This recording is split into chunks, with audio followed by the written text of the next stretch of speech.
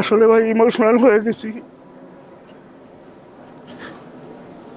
আজকে তার মৃত্যুবার্ষিকী। আমি আবার বলতেছি, আপনারা সবাই তার জন্য দোয়া করবেন, সে যেন জান্নাতবাসী হয়। নায়ক মান্না সাহেবের মৃত্যুবার্ষিকী। মান্না সাহেবের সাথে আমি অনেক ছবি করেছি, আপনারাও দেখেছেন। তার কথা আর 2-4 মিনিটে বলা শেষ হবে না, 2-4 দিন লাগবে। তারপরেও না বললেই নয়, নায়ক মান্না এমন একজন মানুষ ছিলেন উনি, যে যতদিন আমরা একসাথে কাজ করেছি তার ভিতরে কোনো অহমিকা অহংকার কিছুই ছিল না। এবং আমরা যে তার কো আর্টিস্ট ছিলাম, সে এত বড় একটা সুপারস্টার, অনেক সময় শর্ট দিয়ে আমাদেরকে জিজ্ঞেস করতো যে শর্টটা কি হয়েছে। তো তার সম্বন্ধে আর কী বলবো, নায়ক মান্না আমাদেরকেও জিজ্ঞেস করতেন। এবং তার সাথে আমার ব্যক্তিগত অনেক স্মৃতি আছে। বেশি স্মৃতিটা জড়ায় যায় আউটডোরে, কারণ একসাথে আমরা 10-15 দিন থাকি, কাছের থেকে দেখা যায়, কাছের থেকে অনেক কথা শোনা যায়। আজকে উনি চলে গেছেন, আমরা সবাই জানি নাই, কিন্তু চলচ্চিত্র অঙ্গনের মানুষের মনের ভিতর সারা জীবন থাকবে। তার জন্য দোয়া করি, আল্লাহ যেন তাকে জান্নাত নসিব করেন। এবং আপনারাও তার জন্য দোয়া করবেন। আপনারা তার যে ভক্ত। সবচেয়ে মজার বিষয় হলো, আপনারা অনেক সময় আমরা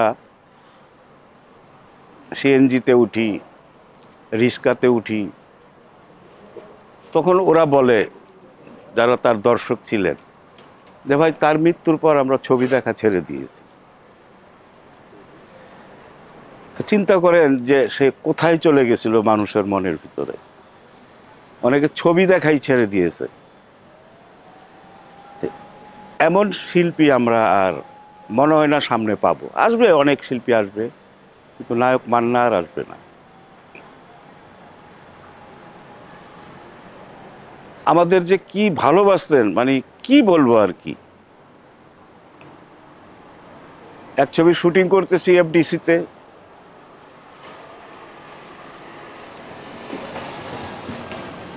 সে আমেরিকা থেকে তার আগের দিন আসছে, আইসা তার পরের দিন শুটিং। তো দুপুরবেলা তিনি লাঞ্চ করতেন তার অফিসে কাকরাইলে। তখন আমারে বলল যে, কমল, যদি ব্রেকের সময় পাও একটু কাকরাইল আইসো। তখন 2 বেলা শুটিং হইতো। জি ভাই, যাব। দুপুরে আমাদের শুটিং ব্রেক দিছে, সে একটু আগে চলে গেছে, পরে আমরা গেছি, আমি গেছি তার অফিসে। এই কমল ভাইকে চা দাও। চা খেলাম। পরে বলল যে, আপনি তো আর বসতে পারবেন না, যেহেতু শুটিং আছে, আমিও চলে যাব কিছুক্ষণের মধ্যে। আমাকে একটা প্যাকেট ধরাইয়া দিলেন, যে আমেরিকা থেকে আপনাদের কিছু লোকের জন্য আমি গিফট এনেছি, আপনারটা আপনার হাতেই দিলাম। এই যে কত বড় মনের মানুষ নায়ক মান্না, আমার মতো একটা জুনিয়র আর্টিস্টকে, ছোট্ট একটা আর্টিস্ট দিছে, এইটার জন্য না, মনের ব্যাপার, মানুষের মনের। এইসব স্মৃতি নিয়েই থাকি। মান্না ভাইয়ের ছবি যখন বাড়িতে অবসরে থাকি, অনেক ছবি দেখি তার সাথে, যেসব ছবিতে আমি কো আর্টিস্ট ছিলাম।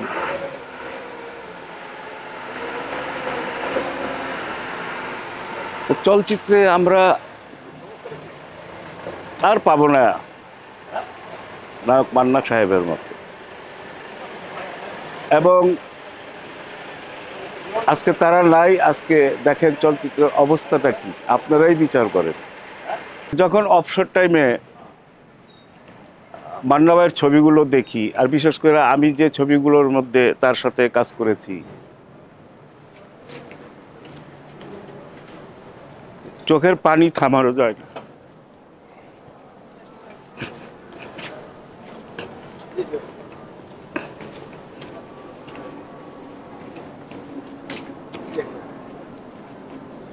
আসলে ভাই ইমোশনাল হয়ে গেছি। আজকে তার মৃত্যুবার্ষিকী। আমি আবার বলতেছি, আপনারা সবাই তার জন্য দোয়া করবেন, সে যেন জান্নাতবাসী হয়। আমি আর কিছু বলতে পারবো না। ধন্যবাদ। আসসালামু আলাইকুম।